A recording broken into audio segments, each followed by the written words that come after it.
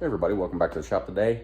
I could not find a video like this on the internet. I had a problem with my Honda Z50, actually two of them running really poorly after I installed an aftermarket carburetor. Now I did get these carburetors from TB Parts. All the reviews and everything were great.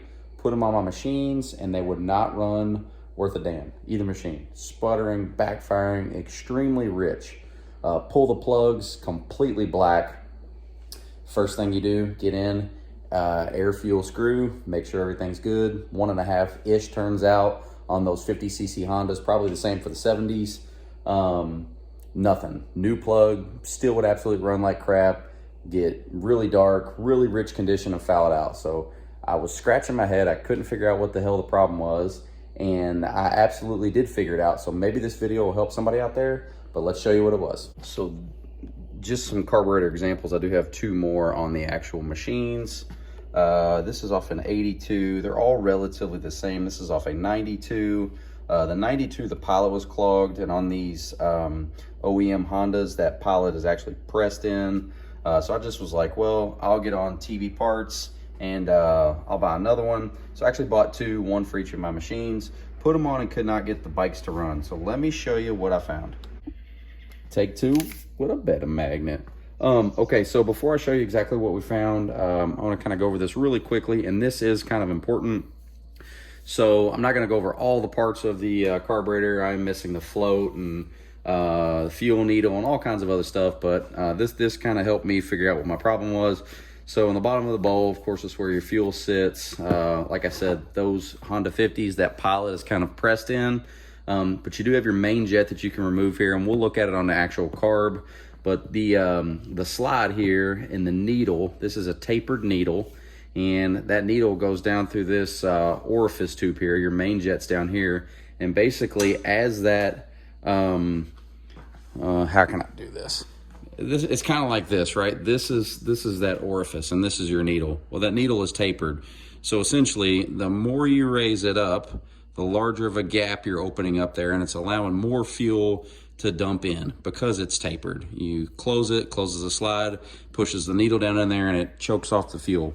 So let me show you what I found in these carbs.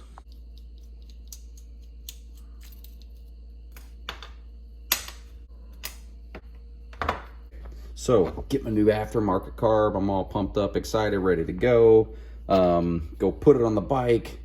Doesn't work. Well, what I did was this actually hooks to your throttle tube, and you have your spring and stuff in it, or your throttle cable rather, and it hangs. So I just unscrewed it, raised this up, popped my new carburetor on. Didn't use the new piece here they provided with it. Put the old one in, was off to the races, and quickly found out I had a problem. Now, what I didn't notice was that the OEM, these are the OEM slides and needles on the factory Hondas. If you can see, hopefully we can get up close here. Number one, these are in a different clip position than one another.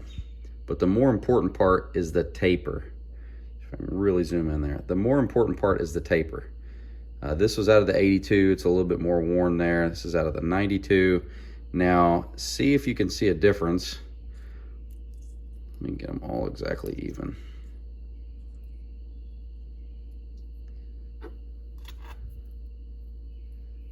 This is out of the aftermarket. Now you can see it does not taper as much down at the end. It's almost solid all the way through, which means these are thinner. And like we said, the more we raise these up, right?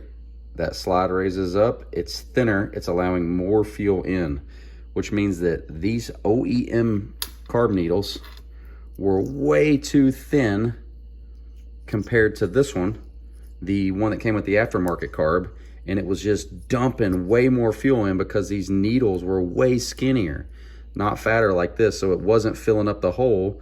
It was leaving all kinds of space open in the hole and just dumping raw fuel in. So that's what was giving me my rich condition.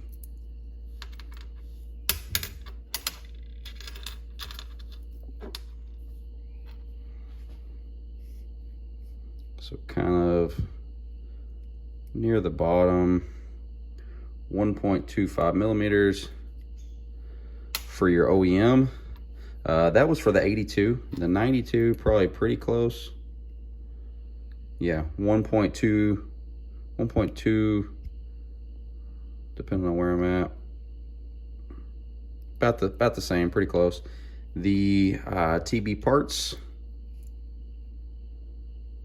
Oh, look at that, 1.7 millimeters, 1.70. So it was a half of a millimeter gap that we were creating inside of there and just allowing all that extra fuel to dump in. So it's probably gonna be really difficult to see, but that is the tube that goes down to your main jet, and this is what the needle actually goes in. So the one on the aftermarket carb, it's actually mated pretty much for this size needle and this size taper, and what we were trying to do was put something in it that was way smaller. So essentially we had a larger opening here that was allowing that fuel to dump in there. Hopefully that's not too confusing, trying to make it as simple as possible. It's not really that complicated, but that's what fixed it for me. And hopefully this is a much, let's see here. Hopefully this is a much closer shot there. This is your aftermarket needle from your TB parts, and you can see just how much thinner this OEM needle is. So no wonder we were running rich. So my whole problem was when I was being lazy, I just unscrewed this here, the OEM one, left the cable hooked up with the slide and everything, popped my new carburetor in, and that needle in my OEM slide, like I said, way too skinny, creating that rich condition.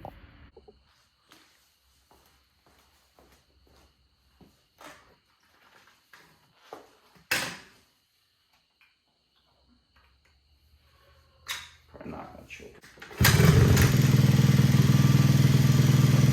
Good to go.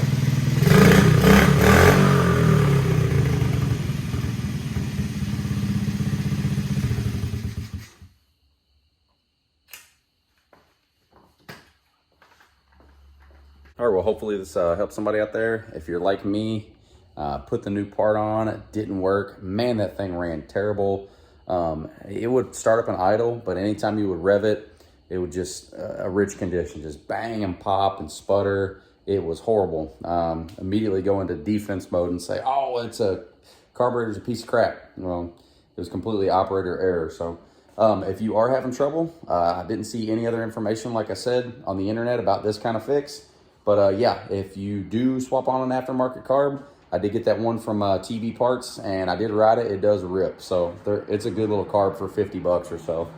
Just make sure that you use that needle that they provide you, and don't try to shortcut it like I did and use the OEM needle, because it will not be successful. But yeah, if you guys have any questions about that, please let me know. As always, I appreciate everybody for watching. Until next time, thank you. Take care. So before I show you what I found, this is kind of important. And dude, that fucking magnet is broke in half. Well, that ain't no good. Cheap hunk of crud.